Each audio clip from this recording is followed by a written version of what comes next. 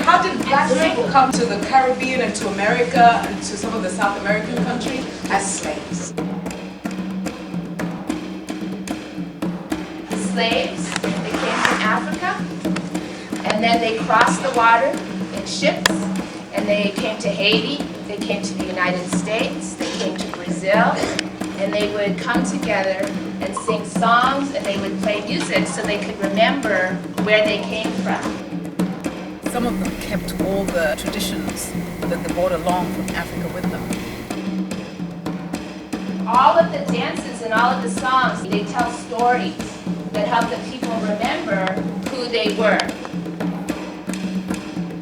Certainly when you see the movements, it's pretty easy, I think, for people to see similarities to the way movement is done in the countries, the current countries where people historically came from in the slave trade. There's the barefoot dancing, the emphasis sort of on the lower half of the body. The center of gravity is low, which is more typical of African dance.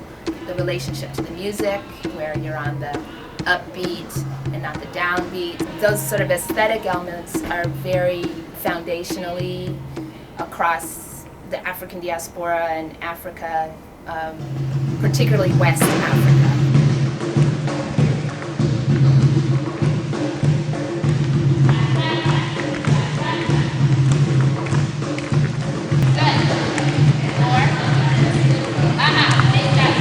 Struggling. The Igbo dance is a dance about resisting slavery. This dance is about breaking free.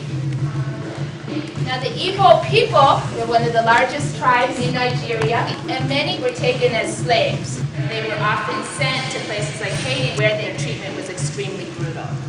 There's a story that's told where a boatload of Igbos is brought to the New World, and they get off the ship and they're standing on the beach and they realize what the plan is. And they say, we think we'll go home. And they turn around, they walk into the water, and they're never seen again. So they're known as people of great determination and great pride.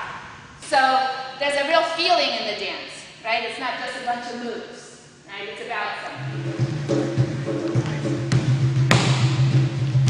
Drag the ball and chain.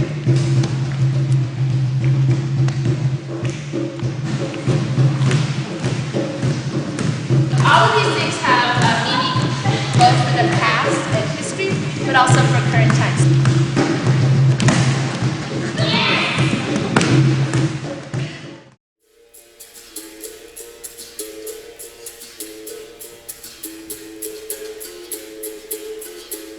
Capoeira is Afro-Brazilian martial arts. Capoeira born in Brazil for slaves coming from Africa. Capoeira is a Brazilian art form which combines acrobatic and dance.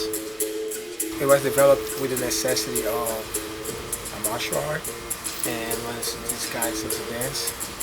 Any other dance can be represented on the stage, kind of like a showcase.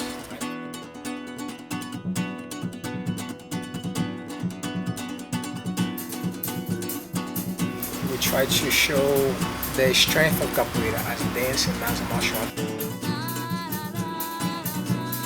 There are aspects in the choreography of the dance that it shows a little bit of the acrobatic, the contact, the communication, and the sense of community and the sense of competition. The dramatic part of Capoeira. All ages play Capoeira, and in Brazil we have the nation doing Capoeira. It's outside, inside, in the academies, on the beaches, anywhere, everywhere. Capoeira is something that help a lot of people in Brazil, help a lot of people here. I come from a poor area in Brazil, and today I can travel all over place cause Capoeira.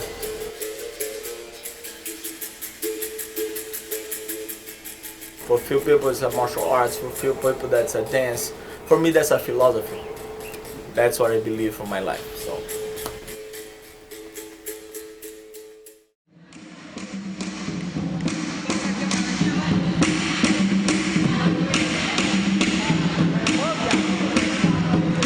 My technique, I call silver technique. So I start with capoeira only. After capoeira I start dance, but they always see a little bit of capoeira, a little bit of dance. I never saw both capoeira and dance together. Ah! No, that's not passing the hole. Got it? So 1, 2, 3, 4, 5, 6.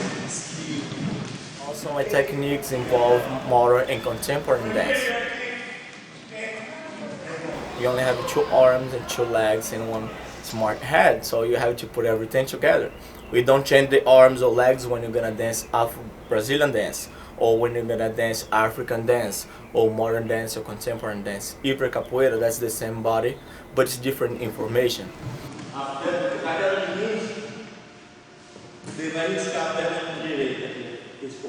You see, you come from Brazil, US, everywhere, but you can mix it up, you can put everything together.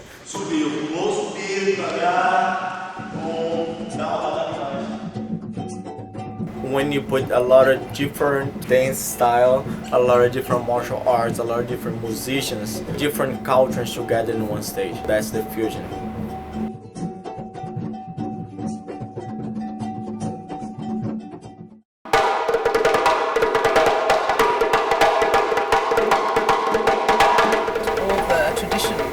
It all comes from Senegal, Mali, Guinea, Ivory Coast, Africa. Traditions, they may have changed over the years, the languages may be a little bit different, but the root is still there. There's a fundamental consistency in the notion that you can change to meet your circumstances. So you have a structure and then you improvise within that, whether that's through movement or in your music. When you put everything together, you can see the basic thing coming from one area, that's Africa.